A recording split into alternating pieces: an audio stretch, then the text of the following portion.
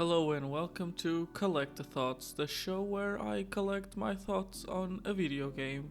But today it's a bit different. Today I'm gonna be looking at Stadia Pro, or more accurately, my experience with it, as I got about 3 free months with it with a giveaway that happened back in June. So, I didn't pay for it, so also that's a perspective you have to be aware of.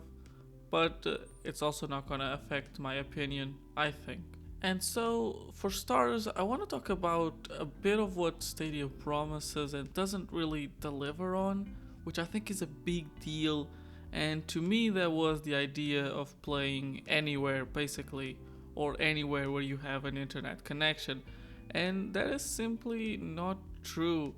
Stadia needs quite a lot of bandwidth to work in a decent way.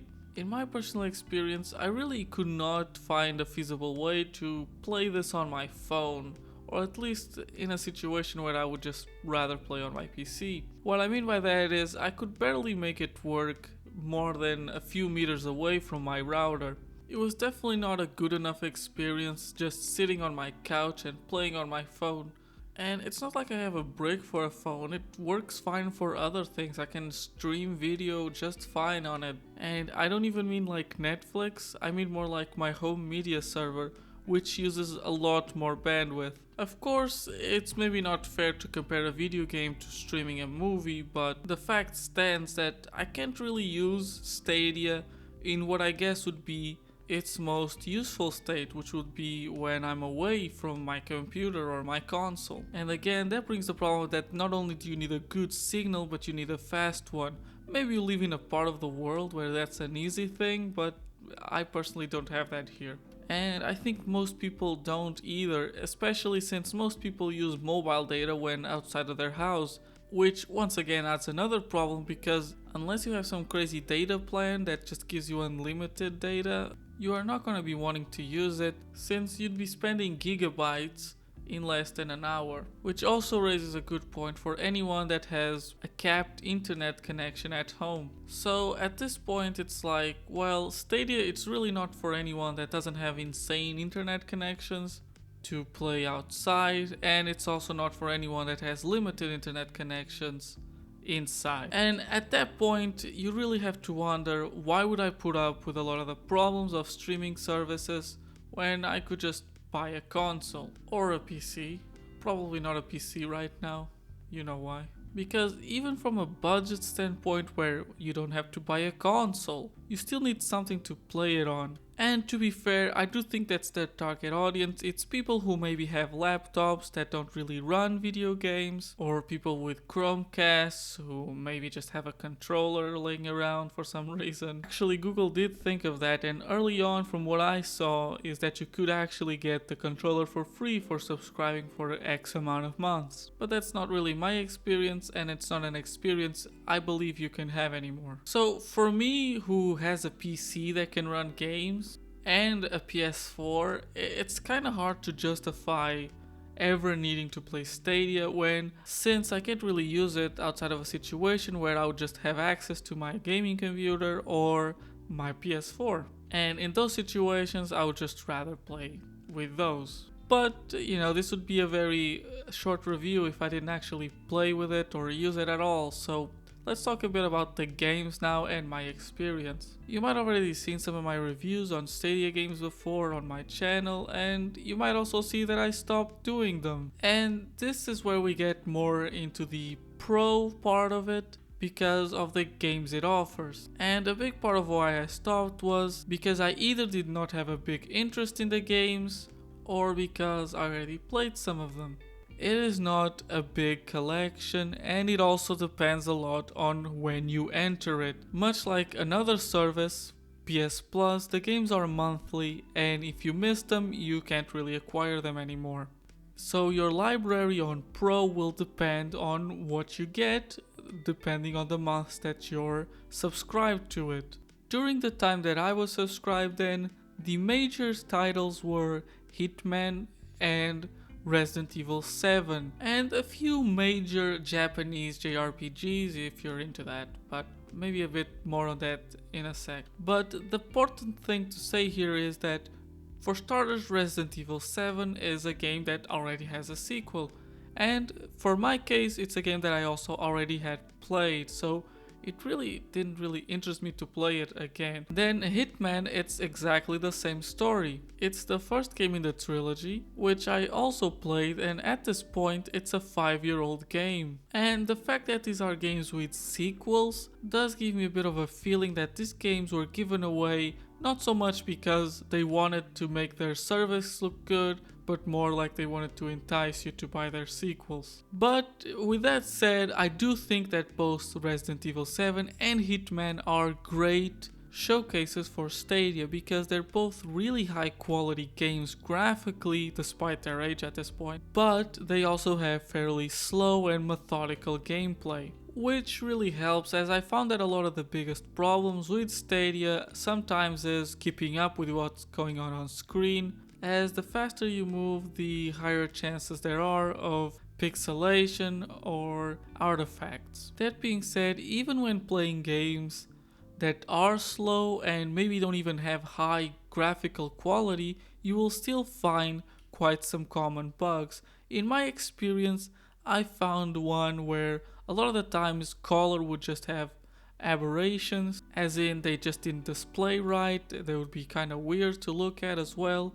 The most common one would just be yellow spots in random parts of the screen. The other very common one is of course pixelation, where the resolution kind of drops or the resolution of the stream drops in some way, and it's very noticeable. And I'm saying that from someone who played this in what is probably the best scenario, which is connected via Ethernet with a wire, which I think really adds to that thing where why would you prefer this option, especially in this situation where you could just play with a PC or console and these problems wouldn't happen. But also in its defense, it's also very playable for the most part. Once again, I was playing in the best possible scenario, but I never noticed insane levels of latency. In fact, I found that yes, you do feel a latency, but it is a very consistent one, and you can get used to it, especially in, again, those slower types of games.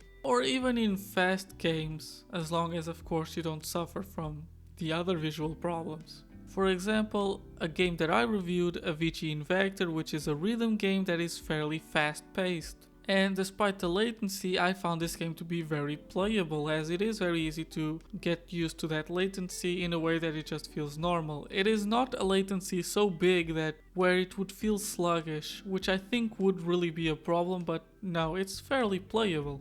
Obviously I'm being very vague here as I have no way to measure this latency, but I'll also give you right now an example of a game where the latency is a bit too much.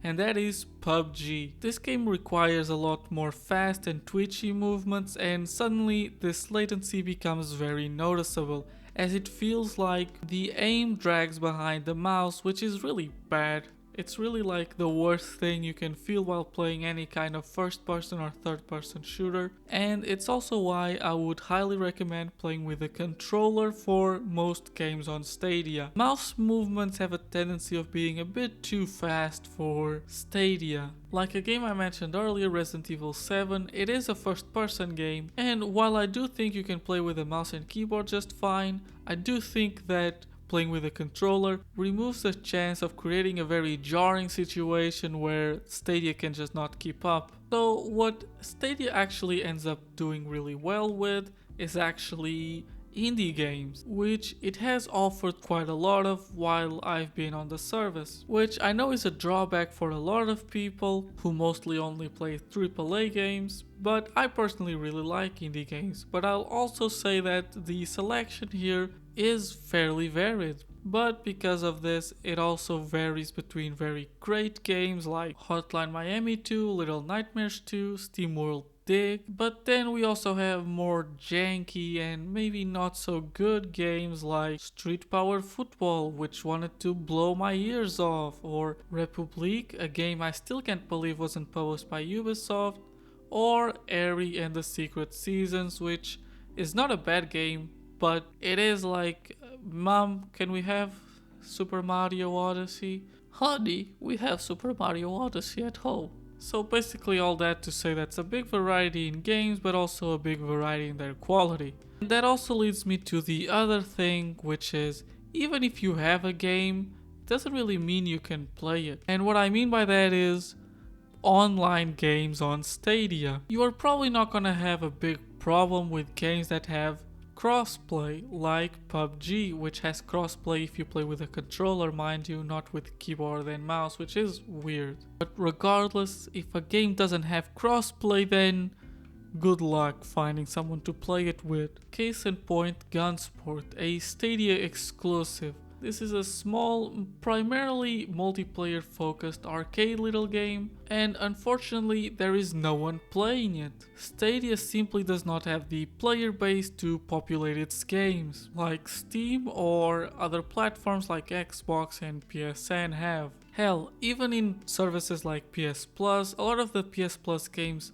that do have multiplayer features do end up dying in a couple of months, so on Stadia I just wouldn't get my hopes up. Especially since my second go at this with Wavebreak, a fairly recent game, also was completely dead.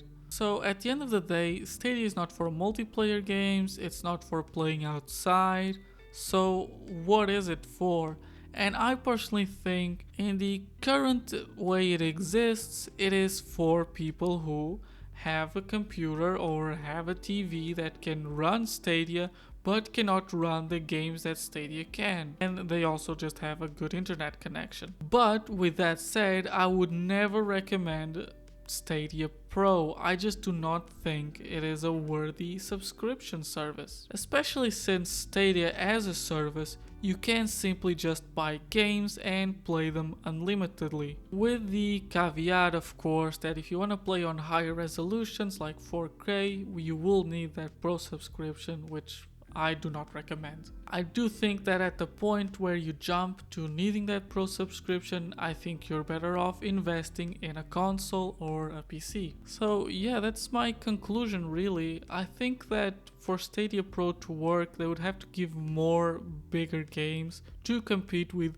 both PS Plus and the, I think, much better offering Game Pass. As much as I love indie games, I don't think they have that pull power like a AAA game does. Also, I guess maybe the world has to evolve a little bit more for streaming service to be a bit more palatable, as right now it really feels comparable to having a weaker console, which I guess the price reflects that, but also once again, you will spend a lot of your internet if you don't have unlimited bandwidth. Regardless though, I hope I've said enough in this video that you can decide for yourself what you think of it, and hopefully you enjoyed watching, and if so, please consider subscribing, liking and commenting, all things you can do for free here on YouTube. And regardless of that, I hope you're having a good day, and goodbye.